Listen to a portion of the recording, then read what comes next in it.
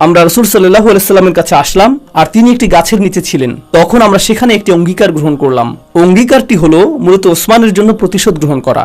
যদি তাকে হত্যা করা হয়ে থাকে আমরা এর প্রতিশোধ গ্রহণ করব। আমরা এখানে যুদ্ধ করতে আসিনি, কিন্তু তোমরা যদি একজন দূতকে হত্যা করো এটা যুদ্ধ ঘোষণার শামিল, তাই না? ওসমান একজন দূত, আর তাকে যদি হত্যা করা হয় এটা যুদ্ধ ঘোষণার শামিল। আমরা এর পাল্টা জবাব দেব যুদ্ধ ঘোষণার মাধ্যমে। প্রসঙ্গক্রমে আপনি যদি মক্কাবাসীদের সাথে তাদের নিজ এলাকায় গিয়ে যুদ্ধ করেন, খুব সম্ভবত আপনারা সকলেই হত্যার শিকার হবেন। এ কারণেই কিছু সাহাবী বলেছেন যে এই বায়াত, এই অঙ্গীকারটি ছিল মৃত্যুর উপর অঙ্গীকার। অন্যরা বলছেন না, এটি ছিল ন্যায় বিচার পাওয়ার অঙ্গীকার। কিন্তু উভয় মতই একই অর্থ প্রদান করে। তো অনুমান করুন তো এই অঙ্গীকারটি কোন সূরাতে উল্লেখ থাকবে? এই সব কিছু সূরা ফাতহে লিপিবদ্ধ করা হয়েছে। এই মুহূর্তে আমরা সিরাহ এবং হাদিসের উৎসগুলোর প্রতি মনোযোগ দিচ্ছি। এটা শেষ হলে আশা করছি আগামীকাল ইনশাআল্লাহ আমরা আলোচনা করব কোরআন কিভাবে এই সম্পূর্ণ ঘটনাটিকে ব্যাখ্যা করেছে। কারণ একজন সাহাবী অথবা ইতিহাসবিদের কোনো কিছু উল্লেখ করা আর আল্লাহর কোনো কিছু উল্লেখ করার মধ্যে পার্থক্য রয়েছে। এই উৎসগুলো সম্পূর্ণ ভিন্ন, তাই না? কোরআন থেকে আমরা পাবো ঐশী দৃষ্টিভঙ্গি, তাই সেটি আমরা পৃথকভাবে আলোচনা করব ইনশাআল্লাহ। ঠিক আছে, তো রাসূল সাল্লাল্লাহু আলাইহি সাল্লাম এই অঙ্গীকারটি গ্রহণ করলেন। এখন তারা যুদ্ধ করতে প্রস্তুত, কারণ রাসূল সাল্লাল্লাহু আলাইহি সাল্লামকে হত্যা করার এবং মুসলিমদের ছত্রভঙ্গ করার একটা প্রচেষ্টা ইতিমধ্যেই হয়েছে। মনে আছে সেই ৮০ জনের কথা? আর এখন উসমান অন্তরীণ হয়ে গেলেন, তো তারা প্রতিশোধ নিতে প্রস্তুত। আর রাসূল সাল্লাল্লাহু আলাইহি সাল্লাম তাদেরকে বললেন, আনতুমুল ইয়াউম খায়রু আহলিল আরদ, আজ তোমরা পৃথিবীর সর্বোত্তম মানুষে পরিণত হলে। সেই সাহাবীগণ যারা অঙ্গীকার করেছেন, لا يدخل النار إن شاء الله من أصحاب الشجرة أحد الذين بايعوا تحتها।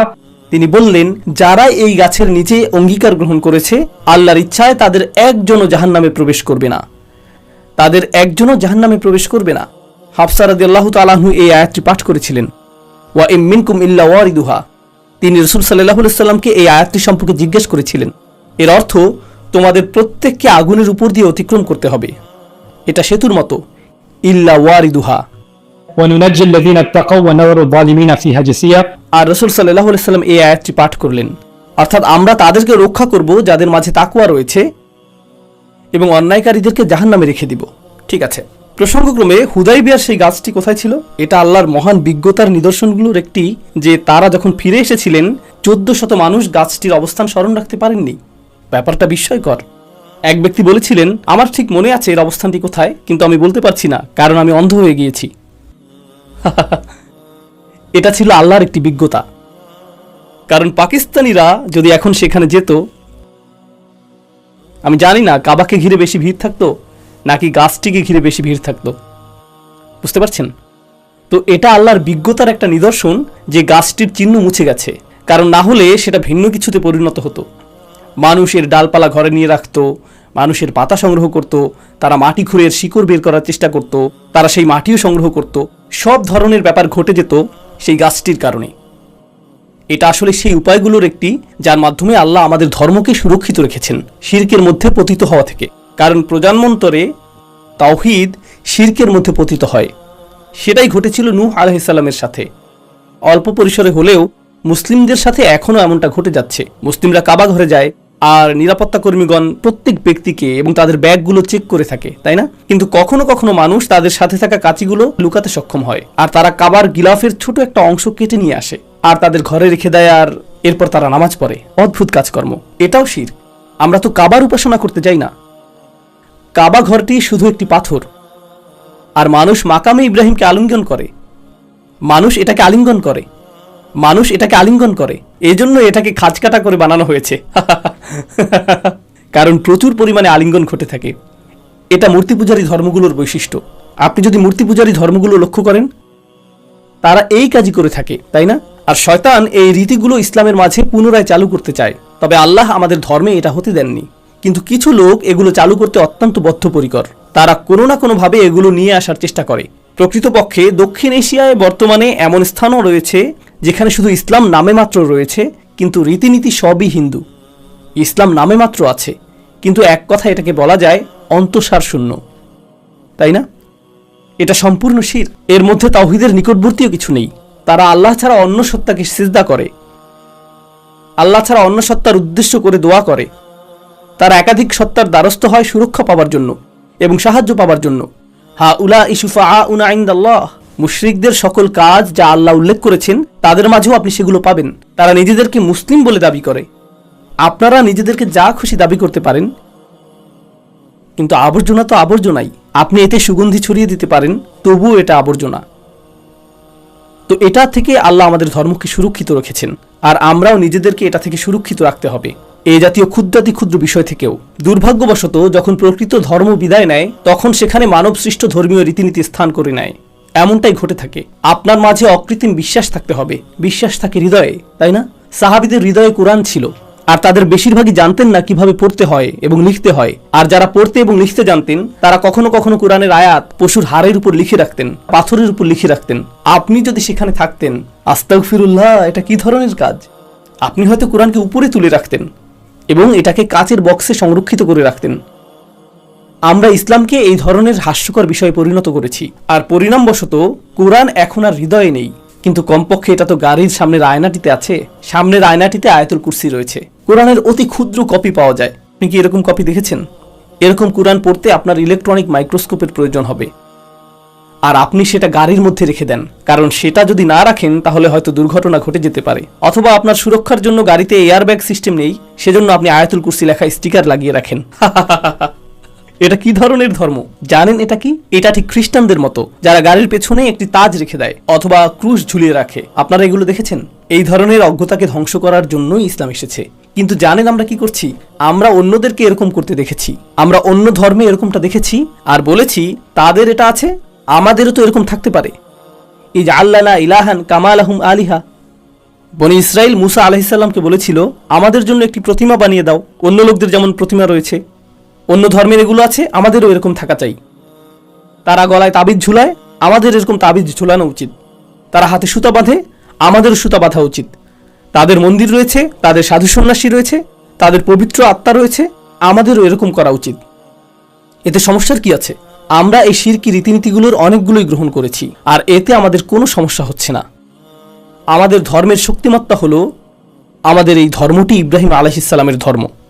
আর ইব্রাহিম আলাইহিস সালামের এই ধর্মের মূলনীতি হলো মূর্তি এবং বস্তুর উপাসনা বিলুপ্ত করা। কোনো বস্তুই পবিত্র নয়, বরং এই দিন পবিত্র, আল্লাহ পবিত্র, ইসলামের বাণীটি পবিত্র। বর্তমানে মুসলিমরা প্রকৃত কোরআনের তুলনায় সেই কাগজের প্রতি অধিক সম্মান প্রদর্শন করে যার মধ্যে কোরআন লিপিবদ্ধ রয়েছে। এটা আমাদের এই সময়ের জন্য দুঃখজনক একটা বিষয়। আয়াতটি কি বলছে তার প্রতি আপনার খেয়াল নেই, কোরআন কি বলছে আপনি তার পরোয়া করেন না, কিন্তু আপনি সতর্ক থাকেন যে এটি একটি কাগজে লিখিত রয়েছে, এটাকে কি আমি ছিঁড়তে পারবো নাকি পুড়িয়ে ফেলতে হবে, এটাই উদ্বেগের বিষয়। কিন্তু আপনি এবং আপনার পরিবার এর শিক্ষাকে প্রতিদিন ছিঁড়ে ফেলছেন, তার প্রতি আপনাদের ভ্রুক্ষেপ নেই। আপনি মুখের কথায়, ব্যবসায়িক লেনদেনে প্রতিদিন কোরআন ছিঁড়ে ফেলছেন, কোনো পরোয়া নেই। কিন্তু গ্রন্থের আকারে যে কোরআন রয়েছে তার প্রতি আমাদের সম্মান রয়েছে, এবং এটাকে আমরা তাকের উপর রেখে দিই। সুবহানাল্লাহ। তাই আমি রসিকতা করে বলছি, এটা আল্লাহর একটা আশীর্বাদ যে সেই গাছটি অজ্ঞাত হয়ে গিয়েছে। এটি আল্লাহর একটা আশীর্বাদ।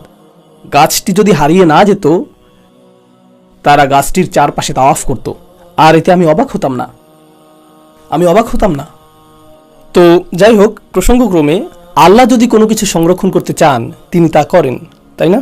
আল্লাহ কাবা ঘরকে সংরক্ষণ করতে চেয়েছিলেন, যেটি হাজার হাজার বছর ধরে মাটির নিচে ছিল।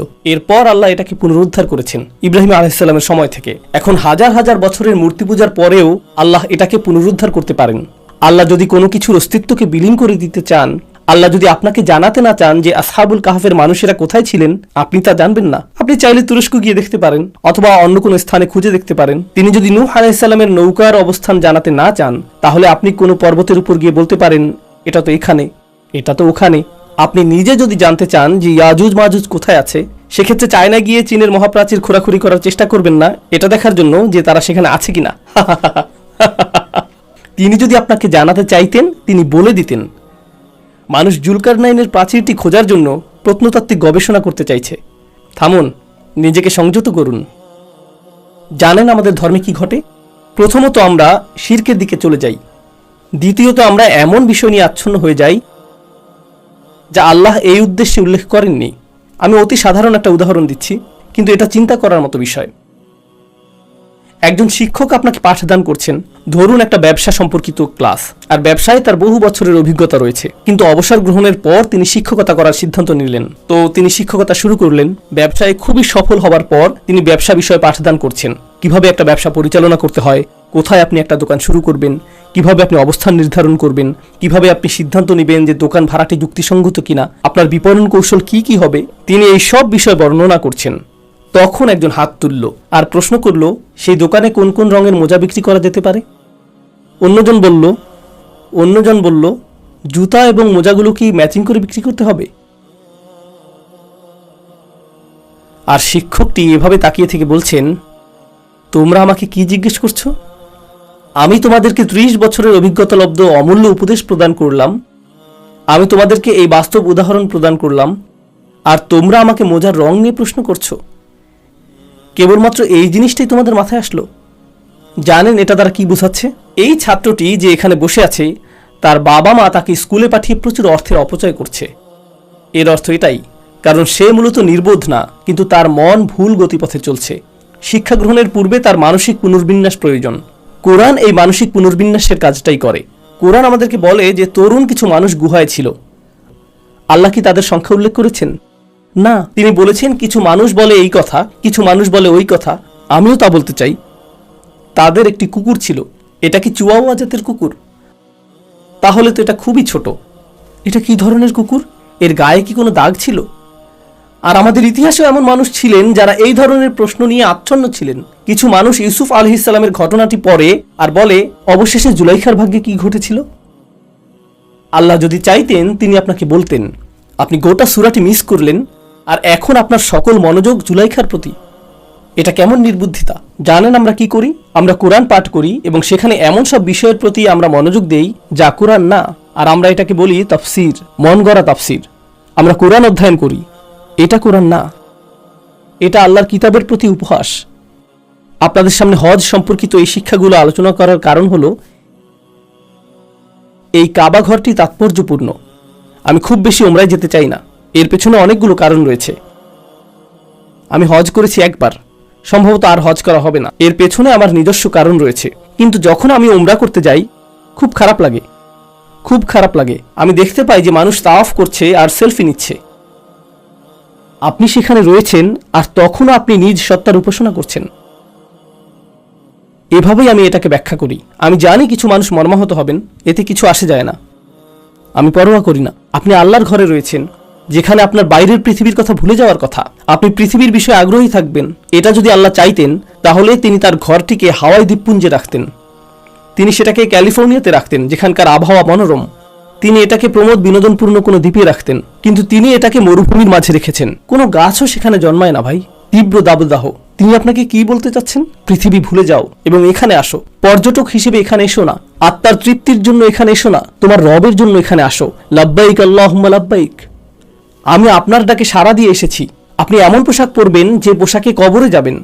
আমরা যখন কাবার চত্বরে এবং আরাফার ময়দানে আল্লাহর সামনে দাঁড়াই, আপনারা জানেন এর অর্থ কি, তাই না? এটা বাৎসরিক একটা সম্মেলন, যা হলো বিচার দিবসের একটা মহড়া। কারণ আমরা বিচার দিবসে আল্লাহর সামনে দাঁড়াবো। আপনি সেখানে যাচ্ছেন আর আপনি এরকম, আমি এখন কাবার সামনে রয়েছি, চেক দিস আউট গাইস, আমার জন্য সবাই দোয়া করবেন। এখন আর আপনার মূর্তি পূজার প্রয়োজন নেই, আপনার নিজ সত্তাই যথেষ্ট। নিজ সত্তার উপাসনা, সেলফির উপাসনা। সুবহানাল্লাহ। أرأيت من اتخذ إلهه هواه وأضله الله على علم। তুমি কি তাকে দেখেছো যে তার নিজের কামনা বাসনাকে প্রভু বানিয়ে নিয়েছে? এই ধর্মটিকে আমরা এমনটাই বানিয়ে ফেলেছি। এটা তীব্র বেদনাদায়ক। আপনি যদি আল্লাহর ঘরে যাওয়ার সুযোগ পান, আমি চাই যে আপনি এই ঘটনাটি স্মরণ রাখুন। আমি চাই যে আপনি সেই রক্তের কথা স্মরণ রাখুন। আমি চাই যে আপনি স্মরণ রাখুন সেই দুঃখ দুর্দশার কথা যা সাহাবীগণ সহ্য করেছিলেন। তারা কোনো প্রমোদ ভ্রমণে যাননি, তারা সেখানে সেলফি তুলতে যাননি, এগুলো তাদের মনে ছিল না। তারা মৃত্যুর উদ্দেশ্যে যাত্রা করেছিলেন। আর এখন আমাদের সেখানে যাওয়ার সুযোগ হয়েছে তাদের আত্মত্যাগের কারণেই। আমরা কেউ কাবা ঘরের ধারে কাছেও যেতে পারতাম না যদি তারা এই অবদান না রাখতেন।